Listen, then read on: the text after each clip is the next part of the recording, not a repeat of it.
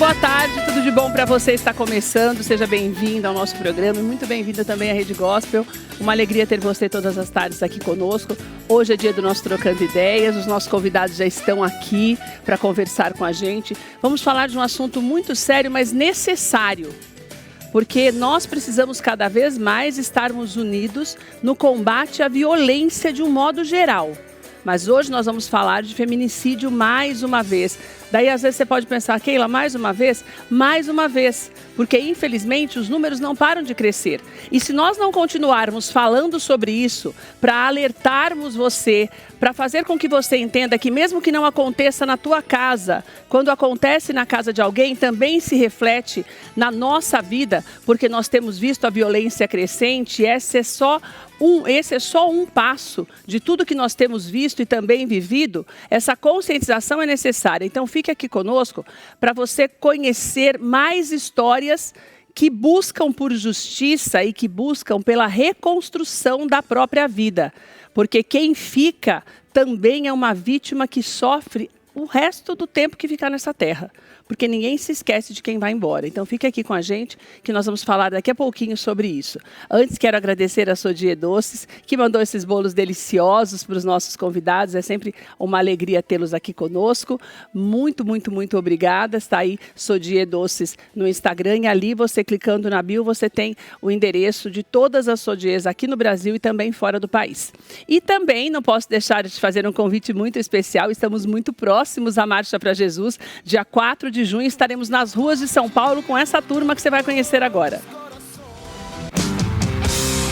Marcha para Jesus 2026 é dia 4 de junho e as atrações já estão confirmadas. Renascer Praise,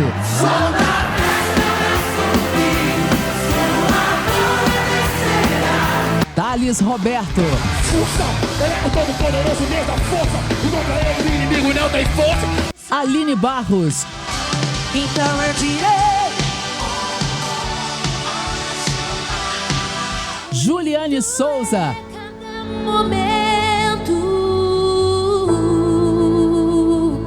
Gabriela Rocha, pega fogo e não se consumir. Tom Carpe, O leão está rugindo. André e Felipe, Anderson Freire, E reflete a imagem do Senhor. Eli Soares, Marcelo Marques, Mas não encontrei o que tenho agora. Jefferson e Suelen, Mas a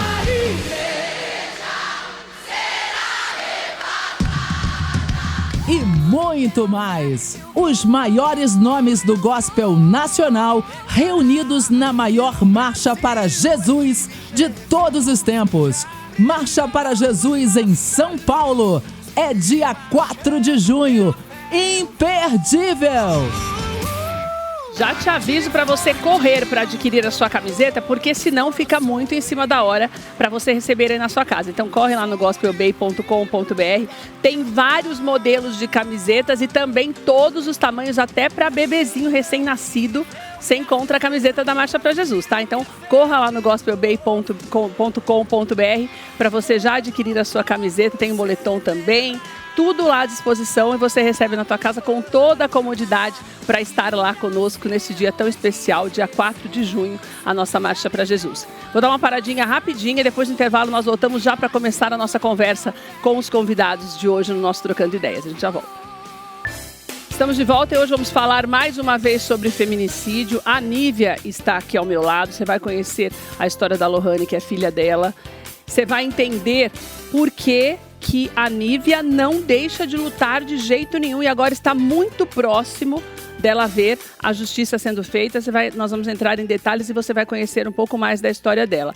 Dr. Fábio está aqui ao nosso lado, que é advogado da família da Nívia, mas Dr. Fábio me fez um alerta muito importante e quero agradecê-lo por isso, porque ele tem feito vários levantamentos também no que diz respeito à violência contra a mulher. E são números que cada vez nos assustam mais, como eu falei para você no início do programa. Só para você ter uma ideia, a cada hora, pelo menos 5 mulheres são assassinadas a cada... Olha, mas é assim, eu quero que você preste atenção nesse número. São 4 mulheres por dia e a cada 5 horas uma mulher é assassinada no nosso país. 4 mulheres por dia. A cada 5 horas uma mulher perde a vida. É um número muito alto. São 399 vítimas só nos 3 primeiros meses deste ano. Então, é um número absurdo, porque nós estamos falando do mês de março. Já se passou esse tempo, mais 2 meses praticamente. Então, é preciso que você entenda que nós temos visto números cada vez mais altos. Desde 2015, quando esse crime foi tipificado como feminicídio, foram mais de 13.700 mulheres. E esse número vem crescendo muito. Em São Paulo, o número é ainda mais assustador, que é justamente onde estão as vítimas cujas famílias estão aqui hoje, que é a Nívia e a Aleteia, que está online, porque ela é de Hortolândia. E você vai conhecer também a história da Aleteia, que tem feito da dor um motivo de luta pela vida de outras pessoas.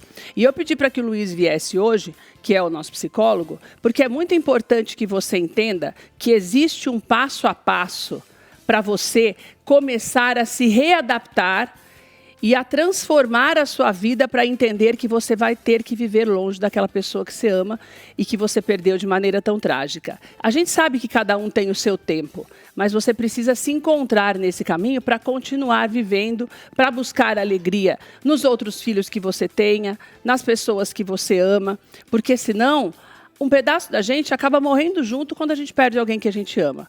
Isso é inevitável e a gente não pode ser hipócrita de dizer, não, daqui a pouco vai passar, você vai se acostumar, você vai se conformar. Não, a gente aceita porque você não tem outra saída. Então, aquilo que morre junto é o amor que você vai levar junto com você para sempre. Entendeu? Então, você precisa aprender a lidar com isso para não afetar as outras áreas da tua vida e o teu relacionamento com as pessoas que estão ao teu redor. Então, é por isso que nós vamos falar mais uma vez sobre isso. Nívia, quero te agradecer de você estar aqui com a gente.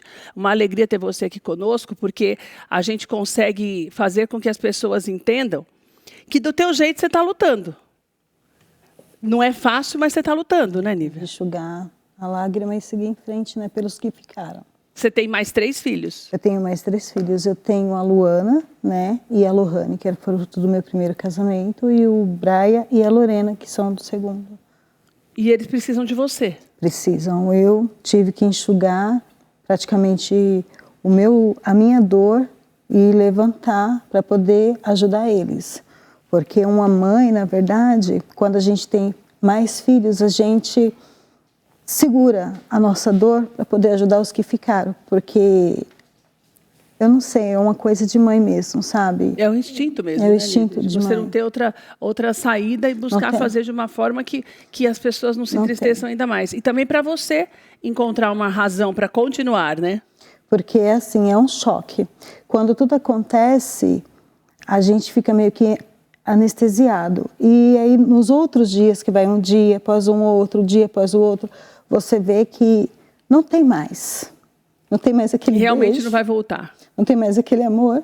E aí você vê os seus outros filhos precisando de você. E aí você engole o seu choro e levanta, porque a vida não te dá outra opção. Ou você levanta, ou você se afunda e morre com a depressão. Então, a gente tem que levantar. Só para você entender o que aconteceu com a Lohane, a gente tem imagens da Lohane, pode colocar na tela, por favor. No dia 20 de janeiro de 2022, né? Gente, já faz 4 anos. De 2022, a Lohane desapareceu. Do nada, ela estava em casa, ela foi para a parte de cima da casa, foi tomar banho, se trocar para voltar para jantar com a mãe e ela desapareceu. 5 dias depois, ela foi encontrada sem vida, muito próximo da casa dela, nem 1 quilômetro de casa. E uma pessoa já está presa, que é acusada desse crime, vai ser julgada agora, no mês de julho. A história é estarrecedora porque essa pessoa que a justiça vai julgar é uma pessoa que era conhecida deles, da família, cresceram juntos. Então, a situação foi ainda mais surpreendente. Até agora, ninguém entende a motivação para uma desgraça dessa, não dá para entender, né, Nívia? No laudo fala feminicídio por motivo fútil. Não teve motivo para tanta crueldade. Então, eu acho que é a maldade do coração do homem mesmo. Sabe, é a maldade do coração da pessoa, porque é impossível. Eu fico me perguntando todos os dias, eu falo, mas o porquê de tanta crueldade? O porquê? Só O que você acha que aconteceu, Lohane? Perdão, Nívia, o que você acha que aconteceu com a Lohane? Na verdade, em relação a De tudo que você ouviu das pessoas, tudo que você conversou com um amigo, das mensagens que eles abriram, que a justiça abriu no WhatsApp, tudo, o que você, como mãe, acha que aconteceu? Na verdade, a Lohane, esse rapaz, ele, assim me informa, assim as amigas dela falou, as pessoas mais próximas, né? Falaram assim para mim, tia, eu tenho certeza, uma amiga muito próxima dela falou assim, eu tenho certeza que ela foi lá para conversar com ele e na hora que ela disse não, segue a tua vida, eles... Não aceitou. Não aceitou, entendeu? E por quê? Eles sempre foram amigos desde criança. Eles namoravam? Não. Nunca namoraram? Nunca né? namoraram. Assim, todo mundo, vou resumir a história para você. Todo mundo foi criado no mesmo bairro, todo mundo se conhecia desde criança, todo mundo frequentou a mesma escola, então foram crescendo juntos. Ela tinha amizade com ele, ela era namorada do melhor amigo dele. Meu Deus. Então, eu acho que foi isso que desencadeou uma admiração ou algo assim, porque a gente nunca sabe da mente de um psicopata. Porque uma pessoa dessa, para mim, não é normal. Entendeu? Não é normal, porque a mãe é uma pessoa caseira, assim, não tem nada de... Vocês conhecem também? Não tem nada, assim, para dizer assim, meu pai é isso, minha mãe é aquilo, eu sou assim por causa deles, não. Eu acho que é a maldade de dentro do coração mesmo, porque uma pessoa que vê uma mãe desesperada, procurando a filha desde a meia-noite, eu e todo mundo, porque já foi acionado para procurar ela meia-noite, quando eu vi que ela não estava lá no quarto, e no outro dia de manhã, encontrar praticamente com a mãe da pessoa e negar na cara dura como se estivesse falando com um cachorro e ver a mãe desesperada sem dormir, saber da história das outras duas crianças, ter aquele convívio. Então uma pessoa dessa para mim não tem coração. Ele encontrou com você no dia seguinte e falou... 8 horas da manhã, normalmente. Eu estava descendo a escada, né? E estava procurando minha filha desde a meia-noite, né? E ele simplesmente olhou para mim, eu falei assim... Filho, você viu a Lohane por aí? Estou procurando a Lohane desde ontem. Ali eu já estava sem comer, sem respirar, sem nada. Só estava a alma, só estava o corpo, porque a alma já estava mais aflita do que tudo. Ele olhou para mim e simplesmente falou assim, tia, balançou os ombros. Tá com 1 ano que eu não converso com a Lohane, eu estou namorando, quero nem saber. 8 horas da manhã, ele já estava abrindo a garagem para pegar a moto dele, para ir ver o corpo da minha filha. Felizmente existiam câmeras de segurança e as câmeras de segurança mostraram para a polícia que esse rapaz, posso falar o nome dele, Fábio? Pode, claro. Que está preso, que é o Antônio Carlos da Silva Freire, ele tem 21 anos agora, que ele ainda era mais novo que ela, porque ela tinha 19 na época. Quando ela faleceu. Ela tinha acabado de fazer 19 anos de idade. Daí as câmeras mostraram que ela subiu na garupa da moto dele na rua de casa. Então, ele está preso porque tem alguns outros detalhes também, esse processo está correndo, ele vai ser julgado agora. O doutor Fábio está à frente desse caso. Doutor, assim, agora eu não quero entrar na questão mesmo da Nívia ainda, da Lohane, para falar desse julgamento, mas eu queria falar de um modo geral naquilo que nós temos visto, até conversava com a Letéia também sobre isso, porque o caso da filha dela também é estarrecedor. O que a gente percebe, que o Luiz também falava antes de começar o programa, é esse aumento da violência de um modo geral, como se as pessoas tivessem realmente perdido o freio. Agora, você acredita que também a nossa aceitação, porque quando a gente não fala no assunto e não se mobiliza, indiretamente a gente acaba aceitando porque não acontece na casa da gente. Você acha que isso, dentro daquilo que você vê até nos julgamentos, essa aceitação, entre aspas, acaba fazendo com que essa violência se torne ainda maior, porque as pessoas não se sentem passíveis de uma punição quando acontece? Exatamente. Boa tarde, querida. Na realidade, é o que a gente sempre fala no meio jurídico. É samba de uma nota só. Se você pegar o caso da filha da Letéia, se você pegar o caso da Lohane e você pegar outros tantos casos, você vai ver que o enredo é sempre o mesmo. Não muda. É só um não. Não muda, é só um não. É só a questão da rejeição. E aí eu volto num ponto, é o seguinte, não é problema de pandemia. Todas as vezes que eu tenho a oportunidade de falar, eu faço questão de enfatizar isso. O Brasil é o líder na América Latina desde 2017 em matar mulheres. Pandemia 2020. Então não tem a ver. Você não acha que piorou? Não é problema de pandemia, é problema de caráter mesmo. 2022, A gente estava se recuperando de uma pandemia, né? Lembro como se fosse hoje. Eu vi a reportagem, a terceira reportagem da filha dela. Eu estava fora do país. Entrei em contato com uma pessoa que estava fazendo uma cobertura e voltei só para... Quando eu cheguei em São Paulo, foi quando o corpo tinha encontrado. E qual era o motivo? Entrou, subiu na garupa da moto para ter uma conversa, para dizer, olha, não quero, segue a sua vida e eu sigo a minha. Então a história é sempre a mesma, é por conta da rejeição, é por conta desse controle excessivo e as pessoas não... E quando eu digo as pessoas, leia-se, os homens, não estão conseguindo lidar. Digerir, não é nem lidar, não estão conseguindo digerir isso. Troca-se o problema de uma separação, por exemplo, por um problema que vai te levar a ser julgado num júri popular. Ô Luiz, mas por que a gente não pode aceitar não mais? O que aconteceu com a cabeça do ser humano que agora a gente tem que... Como é que nós vamos criar os filhos desse jeito? Não vai... Porque se a gente começar a ir mais a fundo nessa história, a partir do momento que eu, como adulto, não aceito o não, é isso que eu vou passar dentro da minha casa também, né? Você vai passar uma inaceitação total daquilo que não for como você decide, como você deseja. Somos adultos com respostas infantis. Você não pode esquecer disso, né? Boa tarde, Keila, boa tarde a todos, obrigado mais uma vez. Então, assim, essa frustração não vem de agora. Só que eu vou falar uma coisa aqui, né? Eu matei por amor. Como eu matei por amor? Porque o amor não foi aceito. Então eu transformo esse amor em ódio, né? Teve uma negativa, seja ela qual for, então eu pego todo esse amor que eu declaro, e isso é que eu sempre questiono, né? Assim, o porquê do matar. Se é uma pessoa que eu digo que eu amo, que eu adoro e que eu venero, quando eu tenho esse não, vem esse outro lado, que é o ódio, a raiva, a rejeição, o não trabalhado de criança, a frustração, e que jogo tudo isso em cima de alguém que eu declarei amor. Isso é controverso. Isso não faz sentido, não fecha a conta. Para quem é normal, não, né? Para quem é normal, não. Então, mas é assim, se eu lembrar que essa pessoa, seja lá quem for, não sabe lidar com as próprias frustrações, quem falar um não para ela, ela vai reagir. Ou no trânsito, ou em casa, ela vai sempre ter atitudes, porque ela não pode ser contrariada. Isso não é do adulto, isso vem de uma criança que foi rejeitada e não sabe lidar com um não. É um problema que a gente tem hoje, essas crianças não sabem lidar com um não. Né? A gente está vendo a violência, não só de feminicídio, mas os casos absurdos. Já começando cada vez mais cedo, Cada vez mais cedo. A gente viu o corte de cabelo que deu errado, o que aconteceu. Então, quando ela fala de ver acontecer e dessa frieza, eu estou falando de um ser humano que já não tem mais a percepção da realidade. Perdeu o senso crítico, o lado emocional dele já é muito perverso. A gente tem falado isso ultimamente. Tem uma perversão latente, né? Que está ali, olha, não aconteceu nada, nem vejo, dar de ombros, né? Do tipo, não está nem aí para você. Isso mesmo. Mas internamente esse sujeito está super satisfeito.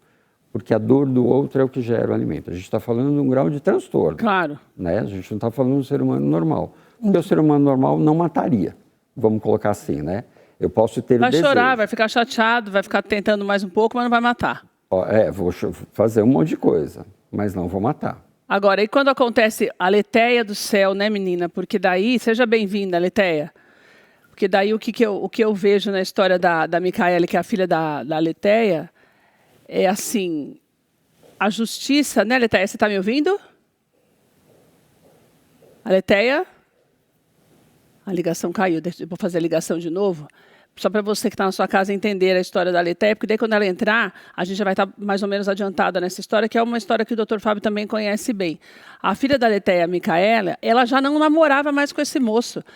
Eles já tinham terminado o relacionamento há bastante tempo e ela estava namorando uma outra pessoa, já havia um tempo também, e ela estava com a mãe no dia que aconteceu tudo. A mãe dela subiu para casa, ela desceu para pegar um RG que ela tinha esquecido não sei onde, que ela vai contar os detalhes, e nisso ela encontrou com esse ex-namorado dela, que com certeza já devia já estar esperando por ela, e ela foi encontrada pouco tempo depois, morta dentro do carro, ela foi morta a tiros por ele, e depois ele tirou a própria vida. Então é uma coisa assim tão terrível, Porque, primeiro, que a Letéia não vai ver a justiça sendo feita. Que eu acho que isso é um alívio para a mãe, quando você sabe que vai ter o julgamento, mesmo que demore, a gente sabe que demora 4 anos de espera. 4 anos de espera. Mas ali você não tem nem esse consolo, né, Lu? Porque eu acho que inconscientemente o que a família gosta de ver, de ter certeza de que vai haver uma punição. A gente sabe que a nossa lei é muito branda e que a punição nunca é como nós gostaríamos. Mas daí já é uma outra história. Pelo menos você tendo esse julgamento, você tem essa possibilidade. A Letéia, ela criou um instituto, que é o Instituto Mica, que tem ajudado milhares de mulheres também nesse processo de recuperação. Enquanto a gente retorna o contato com ela, eu queria falar com você, Luiz, a respeito dessa história de ressignificar a dor, que é algo que eu recebi a Ana Carolina Oliveira mais uma vez, e ela falava sobre isso, sobre a importância de mães como a Nívia ou como a Letéia ressignificar a dor. E eu queria falar um pouquinho sobre isso, que não é um passo a passo fácil. A Ana falou sobre isso, que cada um tem o seu tempo. Mas é uma necessidade? Eu preciso, de alguma forma, reprogramar a minha mente para isso? Vamos só pensar no termo ressignificar a dor. Na minha percepção, a gente não ressignifica. Tá. Não tem. A dor vai existir, infelizmente. É uma dor que nenhuma mãe quer sentir, é ver um filho morrer. Ou, seja lá como for, ainda mais uma questão violenta. Quando a gente fala ressignificar, parece que eu vou dar um outro sentido, e da noite para o dia eu vou fazer assim e, nossa, minha vida tem outro sentido. Não. É um luto que precisa ser vivido e trabalhado. Esse luto ele vai continuar existindo. A diferença é que ele vai se transformar. Nisso não tem prazo, né? Ele, com o tempo, ele vai virar uma saudade. Para cada um tem um prazo, tem vamos o seu dizer assim. prazo, tem a sua dor. Tá. Então, o que eu digo para os meus pacientes é o seguinte, tem dor que a gente não vai fechar. A gente vai ter que tratar todo dia. A gente tem que lembrar que tem a dor. Porque se bobear, eu chuto o cantinho da cama e vai doer. Então, eu tenho que lembrar que eu passei por uma dor, ela vai existir, mas se eu viver da dor, eu morro com ela. E aí sim, talvez o termo ressignificar caiba. Né? Eu também não posso sair fugindo, dizendo que não aconteceu nada, que aí eu estou sendo distorção da realidade. É dentro das minhas limitações, como é que eu vou enfrentar um problema que acabou comigo, e acabou. Então eu vou encontrar força nos filhos, eu vou encontrar força na religião, na política, e isso vai me ajudar a aliviar o sofrimento. Mas a dor, ela vai existir. Então, então eu aprendo a conviver com essa dor. Aprendo a conviver... Sem que ela me mate. Sem que ela me mate. Tá. Ou diferente, sem que eu morra com ela. Não é que ela me mate. Tem uma diferença nisso. Porque eu acho que deve ter momentos que parece que vai morrer, não parece? Eu, sinceramente, depois que... É inexplicável a dor de perder um filho, porque a gente... Desculpa as lágrimas, porque mexe muito. Fica à vontade. A gente que é mãe, a gente está preparado para ser enterrado pelos nossos filhos. Uma mãe nunca vai estar preparada para enterrar um filho. A diferença é que quando uma pessoa morre com enfermidade, você sabe que a enfermidade levou. Mas no caso da minha filha, por motivo fútil, por motivo banal, por pura maldade no coração, não tem como.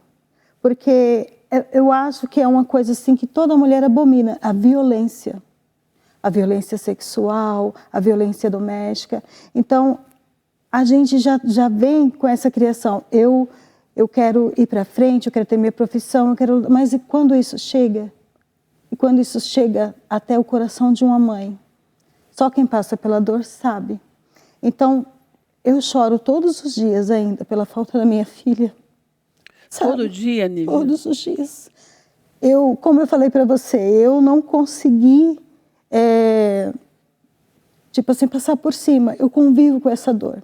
E eu me mantenho forte porque eu tenho os outros que precisam de mim. Mas uma mãe, esse buraco nunca vai ser fechado. É como o psicólogo falou, a gente aprende a conviver com a dor. A gente que é mãe, a gente tem uma força que a gente engole a nossa dor para poder respirar pelos outros que estão precisando. Mas o buraco nunca vai embora. Aquela saudade de você olhar para uma enfermeira e você falar assim, poxa, minha filha podia estar sendo isso agora. Você pegar o livro dela na prateleira de medicina, que ainda está guardado, os cadernos dela que ela fazia. Você guardou tudo? Guardei tudo, a lição. Você olhar para aquela bolsa de enfermagem, sabe? E você falar assim, mas por que ele fez isso? Por pura maldade no coração. por um motivo fútil. Não teve motivo.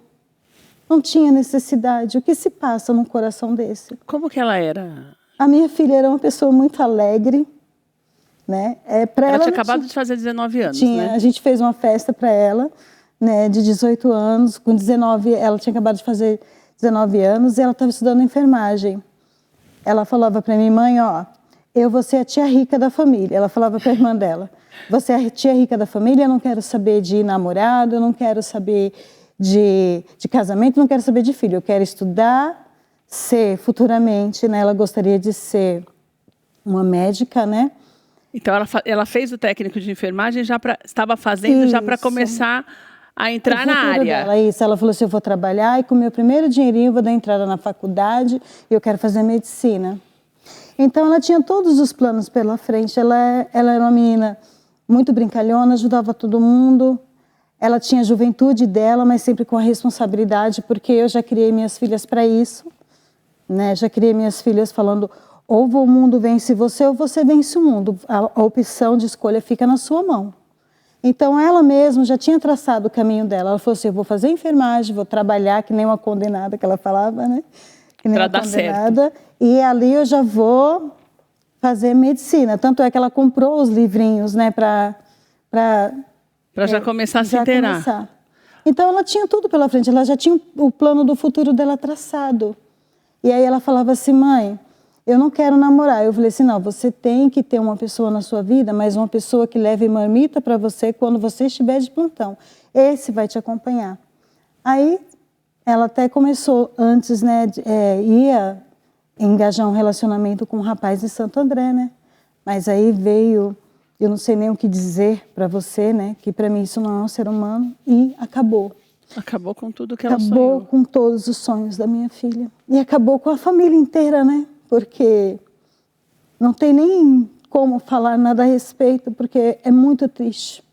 Uma avó, praticamente, minha mãe falou para mim esses dias, falou assim, Nívia, eu estou cansada, só estou esperando o julgamento da Lohane para poder descansar. Tadinha, meu Deus. Acabou com a minha mãe, acabou com a menininha, no tempo a Lorena tinha 6 anos, ela é autista, agora você imagina eu ter que engolir aquela dor para poder levar minha filha no psicólogo, para, na mente dela, entender que a irmã dela não iria mais chegar. Porque todos os dias a irmã dela chegava e falava assim, Lorena, cheguei, sabe? Então, a mente de um autista é diferente da gente. É, muito. Então, teve que ter muito trabalho em cima para poder ela aceitar que a irmã dela não ia chegar. Uma mãe que entrou em depressão, minha mãe tentou até se jogar na frente de um carro, de tanta dor. Minha filha mais velha entrou em depressão porque as duas eram carne e unha, né? São 2 irmãs que cresceram, sabe? As duas tinham planos de alugar uma casa, de morar sozinha, sabe? Aqueles planos que todos têm, né? Todas as jovens têm. E aí, de repente, por causa de um egoísmo, eu acho que eu não sei nem o que dizer a respeito disso, acabou com tudo. Acabou com a minha família. Acabou com os planos da minha filha. E com os teus sonhos. E com os sonhos, porque o meu sonho, eu falei para ela, no dia que você se formar, eu vou colocar uma placa bem grande dizendo, vou gritar lá. Ela, não mãe, você não vai fazer essa vergonha comigo. Mas acabou com tudo isso. E o que resta hoje é a camiseta da saudade, né? Que a gente fala. E as bolsas dela, as coisas que ficou lá. Até a gente fala assim, mas é uma dor tão grande que passa pela família inteira que até o cachorro sente. O cachorro dela é o primeiro que sente. O cachorro dela, ele descia todos os dias para esperar ela no portão. E até hoje isso. Ele faz isso. Depois que minha filha morreu, ele não permite mais que ninguém chegue perto dele para dar um banho, para dar um carinho. Por quê? Porque quem cuidava dele era ela. Então, para você ver que tudo fica... Tudo é destruído. Tudo é destruído, sabe? Até do maior ao menor, dentro da família, a família toda acaba. E a Letéia também está passando por isso. Eu contei, Letéia, enquanto a gente retomava o contato com você, minha querida, seja bem-vinda à nossa conversa. Eu contei um pouquinho da tua história. Muito obrigada de você estar aqui conosco hoje. A Letéia não estava muito bem de saúde e eu falei para ela que era importante, porque o Luiz falou algo muito importante aqui, Aletheia, enquanto a gente tentava conversar com você, que a gente usa muito a palavra ressignificar a dor. E ele estava explicando aqui que, na verdade, essa não é a maneira correta da gente enxergar esse processo, mas sim o você entender essa dor e buscar caminhos para conviver com ela, não é sofrendo menos, mas entendendo esse processo, cada um no seu tempo, para que se possa voltar a viver. E aí, então, ressignificar isso como você fez. Porque o Instituto, eu entendo o Instituto, dentro daquilo que você me passou, como uma maneira que você encontrou de amenizar o sofrimento de outras mulheres que passaram pela perda que você passou, né? Muito boa tarde. Obrigada, querida, mais uma vez, por você estar aqui conosco. Boa tarde a todos. Desculpa aí pela intercorrência com a conexão. Meu computador acabou travando aqui. Mas eu pude ouvir, sim, inclusive enquanto psicólogo abordava essa questão. Antes eu gostaria só de fazer um adendo, e também não conheço a mãe da Lohane, né, a Lívia, né? Isso. Eu gostaria de dizer que eu lamento também profundamente, conheço essa dor, mas é importante a gente refletir sobre esse estereótipo dado ao feminicida. Eu sei que comumente a gente vai atribuir ao comportamento de um homem que mata, né, uma mulher simplesmente por ser mulher, algo monstruoso.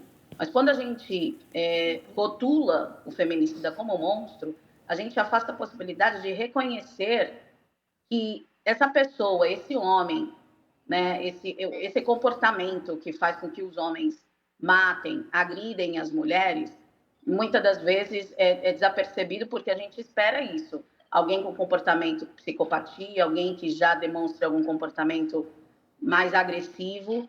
Inclusive, eu falo sobre isso com muita propriedade, porque no caso da minha filha, em específico, em nenhum momento, né, durante essa relação casual que ela teve com o feminicida, né, com o rapaz que tirou a vida dela, ele demonstrou um comportamento violento. Que é o que aconteceu também com a Nívia, porque eles conviveram juntos a vida inteira, estudaram na mesma escola, eram colegas de uma vida, e as famílias também, né, menina? Não tem uma cara, né, Aletheia? A pessoa não tem uma cara. Né?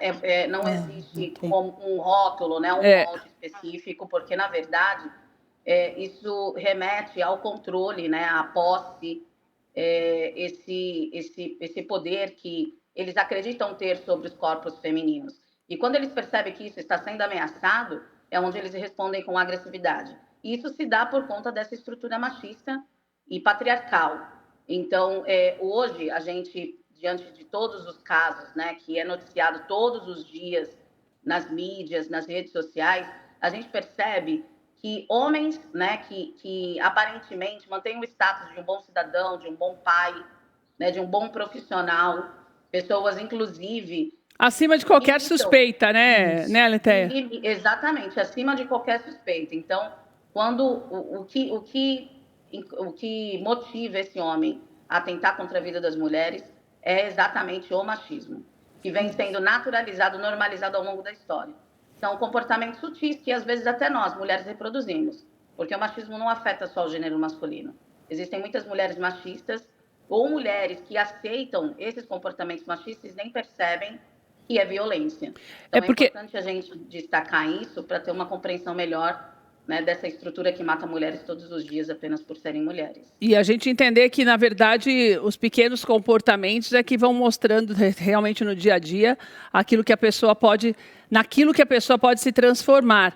Mas você falou algo muito importante, que eu dei a introdução enquanto nós retomávamos nosso contato, que você tinha uma filha que não tinha mais qualquer relacionamento com esse rapaz que tirou a vida dela, né, Mica? Então eu fico imaginando, quando tudo aconteceu, assim como a Nívia tenta lidar com esse sofrimento, eu sei que você buscou esse caminho do Instituto, mas como é que foram esses primeiros meses, esses primeiros anos? Porque você tem mais filhos? Eu sou mãe de 5 filhos, né? Eu tenho a Mica e mais 4 filhos.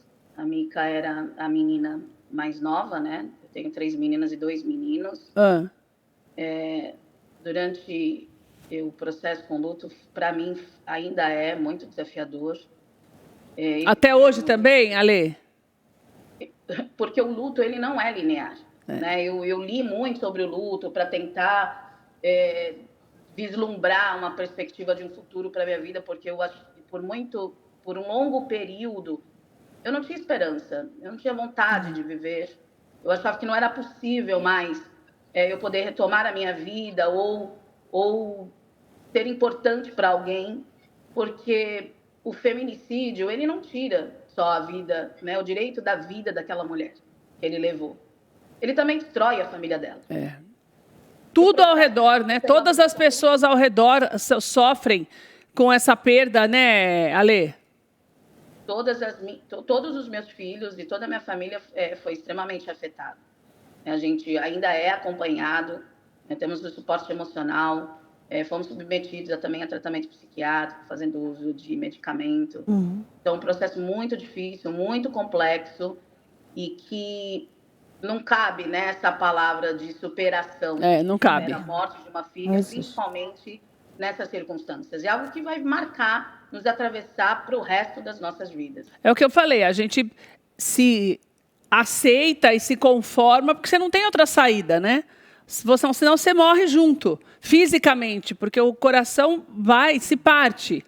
E é importante que você que está em casa entenda isso, até porque nós que não passamos por essa dor, a gente precisa ter esse bom senso de entender isso, né, doutor Fábio?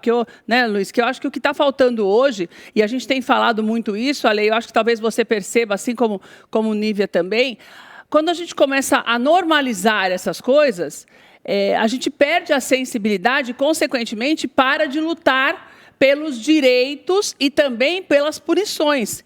Deixa para lá, porque é mais um caso, isso está acontecendo todos os dias, e a gente vai vendo uma recorrência nisso, porque daí a justiça já fala, mas também não adianta, você vai pedir a medida protetiva para quê? Porque a pessoa, falando de casos que já dão sinais, que são casos diferentes dos dois que a gente tem aqui hoje. Falando dos casos que realmente, muitas vezes, existem esses sinais e também nada é feito. Mas a gente não pode normalizar para que a justiça possa ser feita, né, Fábio? Isso também é importante a gente ressaltar, né? Normalizar jamais. E a gente sempre, você vê que, eu particularmente, eu falo disso, vivo isso todos os dias, né? Trabalho com isso praticamente quase que 24 horas, né? Então, e hoje, ouvindo a história da Aleté, que eu conheço, sou daquela região, sou de uma cidade vizinha, prestava serviço numa emissora quando aconteceu, no dia que aconteceu, não abala só a família dela, abala também a família do rapaz também, que não tem nada a ver com a situação. Abalou não só a cidade de Campinas, a cidade de Hortolândia, o abalo assim, é geral. E hoje, Keila, mas você já acostumou? Não, a gente não acostuma nunca. Aí você pensa o seguinte, eu que já faço isso, que vivo isso todos os dias, eu ainda fico aqui, sabe, com a voz embargada, ouvindo um relato desse. Imagina quem sofreu com isso. E graças a Deus que a gente não se acostuma, porque ainda é o fato de não se acostumar que faz com que a gente busque caminhos para tentar, de alguma forma, eu não sei, Luiz, se a palavra correta é prevenção, mas o que é que quem está ao redor, não só pessoas conhecidas, familiares, mas nós, o que cidadãos podem fazer para que essas pessoas não sejam só acolhidas, mas que as outras pessoas que ainda não sofreram com isso sejam protegidas? Eu vou de novo falar sobre esse amor, né? Porque quando eu estou apaixonado, eu me apaixonei, eu não quero ver. Eu me encanto pelo que você traz de melhor. Então, se eu começo a me relacionar com alguém que é abusivo ou abusiva, eu vou falar, não, é assim, é o jeito dele, tem sempre uma conversa, até porque geralmente o abusador, né, que acaba se tornando o perverso da história, ele é muito sedutor, então é sempre pro bem, né? É o que eu falei, é por amor, eu estou cuidando de você, eu gosto de você, eu quero o seu bem, e esse não reverte essa pessoa. Então acho que assim, acima de tudo eu tenho cuidado do meu bem-estar. Se o primeiro não, isso a gente fala no abuso, né? Assim, se o primeiro não foi respeitado, já foi abuso. O segundo para a conversa, né? Então, é de novo um processo de educação. É um processo de educação da sociedade. A mulher, sim, é uma vítima, como foi falado aqui, né? Com muita tenacidade, porque é sempre o mais vulnerável, né? Durante muito tempo, aquela coisa de briga de marido e mulher não se mete a colher. Então, essa violência sempre existiu. O que acontece é que agora a gente tornou mais consciente, a gente entende dessa questão do patriarcado, do machismo. Então, é um processo cultural de educação. é continuar falando sobre o problema. É assim, não é só denunciar, é educar, né? Eu não sou menor do que você ou você é maior do que eu. Nós somos iguais. A diferença é que funcionamos diferentes. Ponto, é convivência. É de novo reaprender.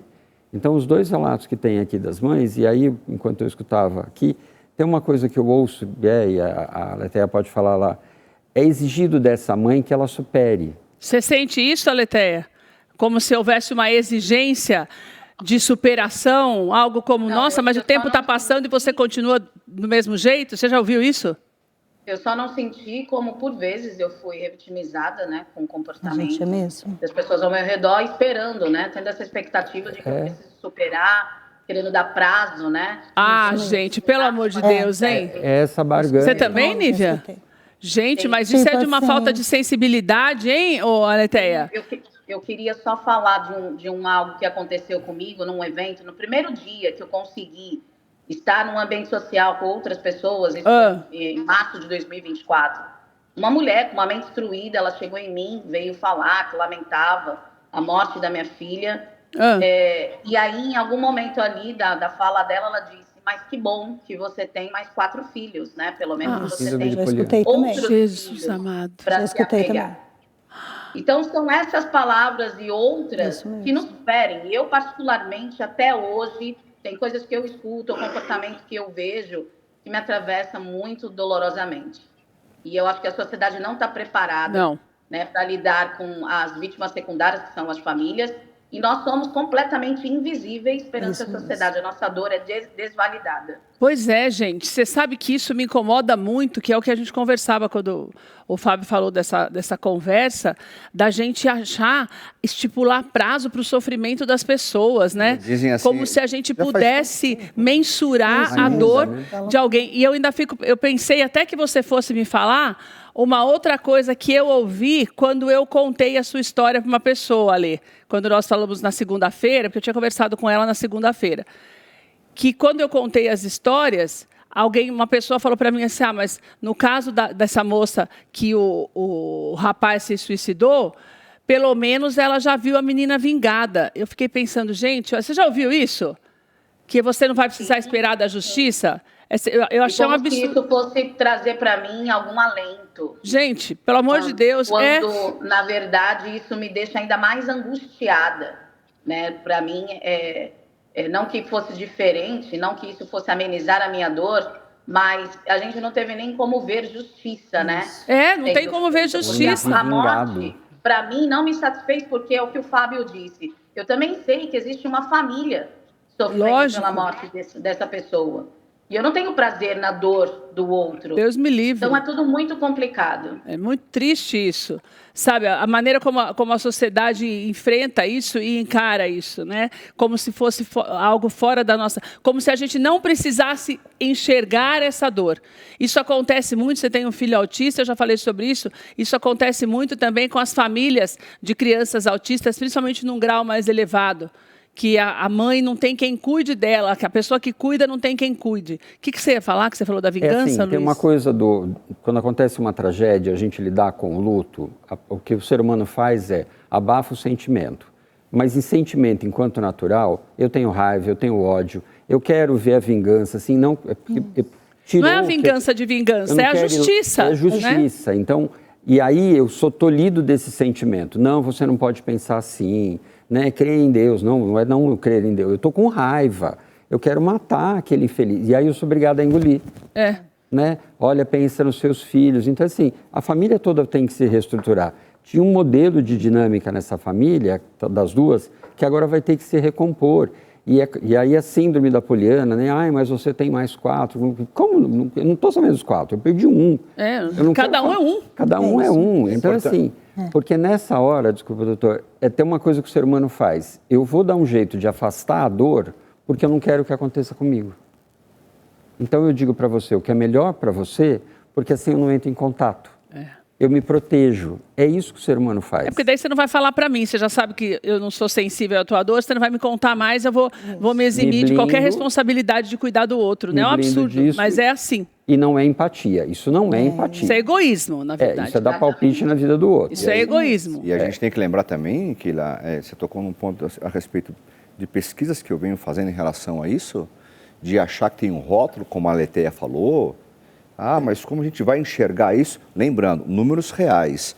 De cada 10 feminicídios, 9, os abusadores, os feminicidas, eles são primários, de bons antecedentes. Aparentemente, tudo bem. Acima de 35 anos, lógico, tem aqui uma exceção, 2 casos, são completamente a exceção, mas na maioria, de cada 10, 9 são primários, de bons antecedentes, homens acima de 35 anos que jamais pisaram numa delegacia, nem para fazer um boletim de ocorrência de um documento perdido. Então não tem como você enxergar. Não tem cara, a gente precisa entender que não tem cara. Não tem cara. Agora, uma coisa que eu acho importante, que eu acho que gera uma outra discussão que eu tenho certeza que a gente precisa falar, que eu não sei se vocês passaram por isso, mas a gente já viu aqui também. Mas o que ela fez para acontecer uma coisa dessas? Escutei. Não sei se você passou por isso também, Ale. Mas a gente ouve muito isso, a responsabilidade da mulher com a maneira como ela age, com o fato dela arrumar um outro namorado, com a roupa que ela usa. Então, isso é uma coisa muito importante. Ninguém tem o direito de tirar a vida de ninguém. E nós não estamos aqui para julgar o comportamento de ninguém. A solidariedade, ela começa com o respeito. E você precisa entender cada vez mais que a responsabilidade de tirar a vida de alguém é de quem tirou a vida de alguém. Você não tem uma razão, não busque culpados que não seja o verdadeiro culpado. Porque a despeito de qualquer comportamento que a pessoa tenha, a sentença dela não pode ser a morte porque alguém não gostou daquele comportamento. Quando a gente, de alguma forma, mesmo que implicitamente, quer saber onde a pessoa estava, o que ela fez ou o que ela vestia, você pode ser muito fino para perguntar. Mas quando você pergunta algo como esse tipo de pergunta, já está denotando que você está levantando um preconceito e querendo justificar o injustificável. Não existe justificativa para nós matarmos alguém.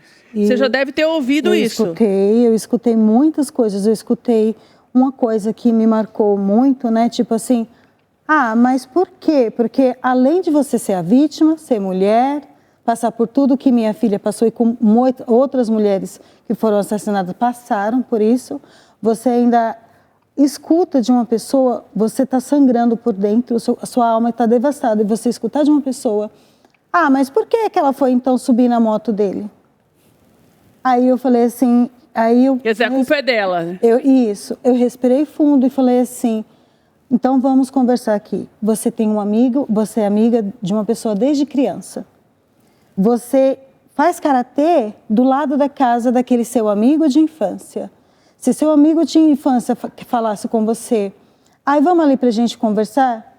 E você fala assim, não, eu não quero, e a pessoa ficar insistindo, você vai falar assim, não, eu vou conversar para colocar um pingo nos is a respeito disso. Você vai adivinhar que ele vai te matar? Mas eu acho que nem... Mas a pergunta seria outra, quando você recebeu uma pergunta dessa, o que ela fez? Tá, mas vamos lá, a pergunta é, o que justifica? Gente. A minha pergunta o que ela possa ter feito que possa dar uma justificativa.